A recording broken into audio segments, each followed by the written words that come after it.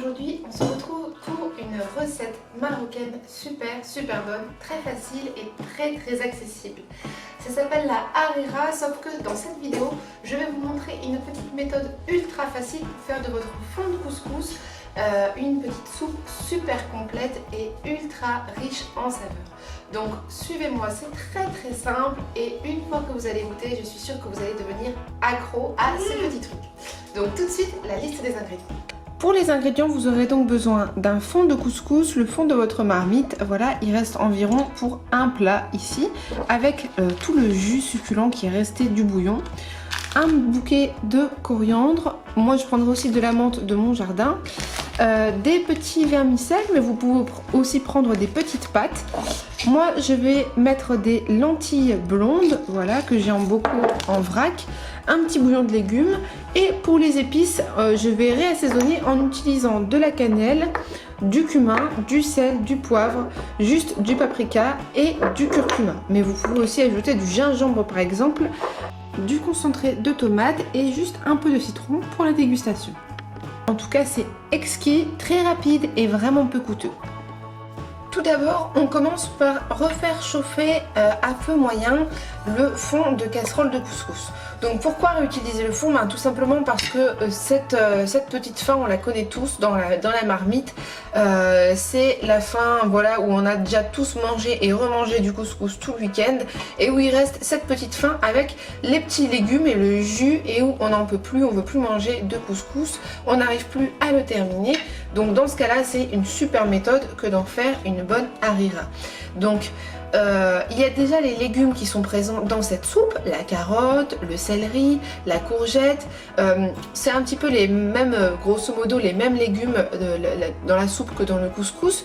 Il y a le même parfum, c'est très riche en saveurs, c'est très bon. Nous on va juste le refaire chauffer, on va le remouiller, le réassaisonner un petit peu. Moi je vais y passer un petit coup de mixeur plongeant pour que ça soit un peu plus liquide et plus en petits bouts. Vous pouvez le faire un peu plus lisse si vous voulez, mais voilà, je pense que voilà, juste histoire que ça soit pas voilà en gros bouts comme on a l'habitude dans le couscous. Donc là, la soupe recommence à chauffer.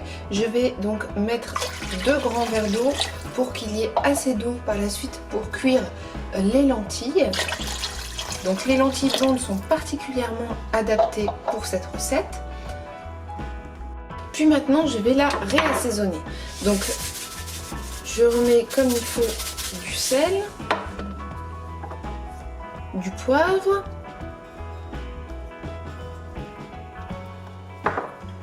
un peu de cannelle, un peu de cumin, du paprika,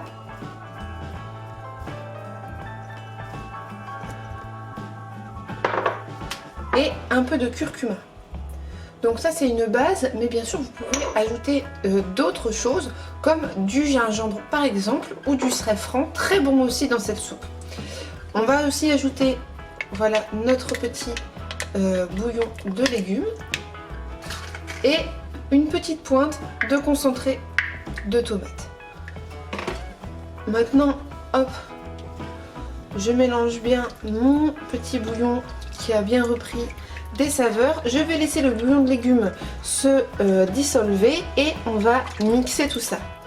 Avec un mixeur plongeant, on vient un petit peu homogénéiser le tout, éliminer les gros bouts qui restaient voilà, du couscous, les gros morceaux de courgettes, de carottes, de céleri, et à vous de voir la consistance que vous préférez.